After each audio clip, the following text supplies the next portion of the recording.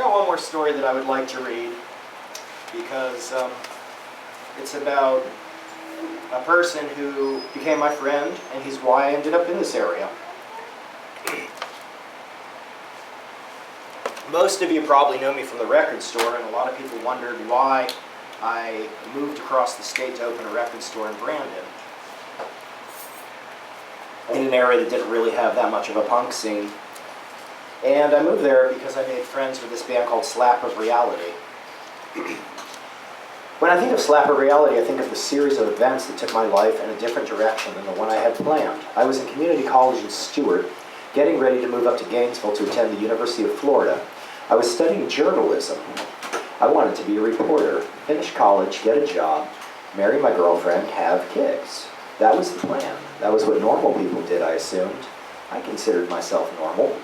I saw a review for the first Slap of Reality record, the Stuck Inside 7-inch in Maximum Rock and Roll, and knew I needed it. I needed it because the reviewer mentioned the band was from Florida. It was important to own every Florida punk record ever made, a goal I nearly accomplished. So I sent cash through the mail to an address in Chula Vista, California, to the label that put out the record, and a few weeks later a splendid green vinyl copy arrived in my mailbox. The title track was the standout, but I played the record in its entirety many times. I think it was probably the best record I bought that year. Certainly, it was the most impactful.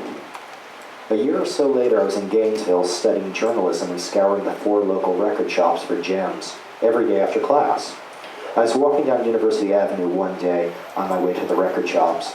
I sighted a Slap of Reality show bill stapled to a utility pole. All of the utility poles in Gainesville were, and probably still are, covered in flyers for all kinds of things. How this one happened to catch my eye among the mosaic of handbills, I don't know, but I'm glad it did.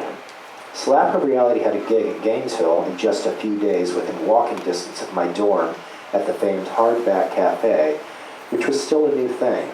I counted down the days until the show, and when the date arrived, I made the solo walk to the Hardback with my trusty camera. I tried to shoot every band I saw. At the show, I got up front and shot a dozen pictures of the band. I realized that these guys were about my age, maybe a little younger, and that they handled themselves on stage professionally. They were a working band. I was impressed. After the set, I approached the singer Frank Lacatina to tell him that I got some good shots and that I'd be happy to send him some if he gave me his address. And he was kind of a jerk to me. He said, "I don't handle that stuff. Talk to our drummer."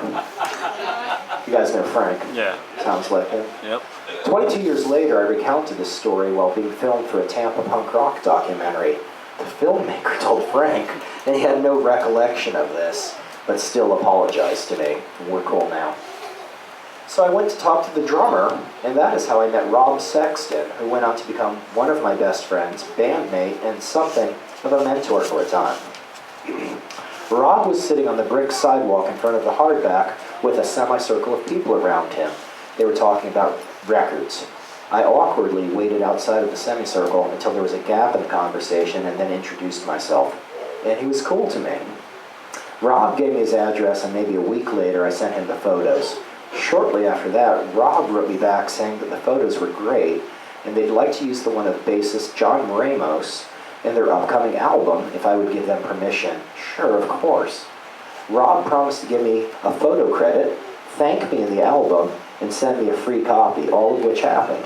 But more importantly, Rob and I continued corresponding by mail and sometimes by phone. Excuse me. Meanwhile, the girlfriend waiting for me back home cheated on me twice and then broke up with me during final exam week of the last semester. Needless to say, I was a wreck for finals and graduation day sucked. All of the plans I made for after college were up in smoke. I returned to my hometown with a college degree and nothing else. I moved back in with my parents and got a nothing job. Rob invited me to come visit him in Tampa, so I did. It would be the first time I saw him since the gig in Gainesville. Rob had a huge record collection that he let me dig through. He told me about all kinds of bands that I never heard of. We went out to eat and to a show. Tampa seemed cool. I started visiting almost every weekend. Eventually, Rob and I began playing music together.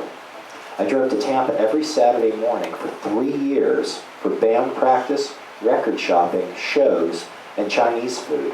I heard a lot of good music in his room, and the band we formed led me to meet lots of talented, sharp people who are still my friends. We toured the country a couple of times and made 4 records together. Great times. One day, while we were driving back from band practice, Rob said, "Why don't you just move here? You're here every weekend." It never occurred to me to move. It was an excellent idea. I had nothing in Stewart. Tampa was fun. Why not?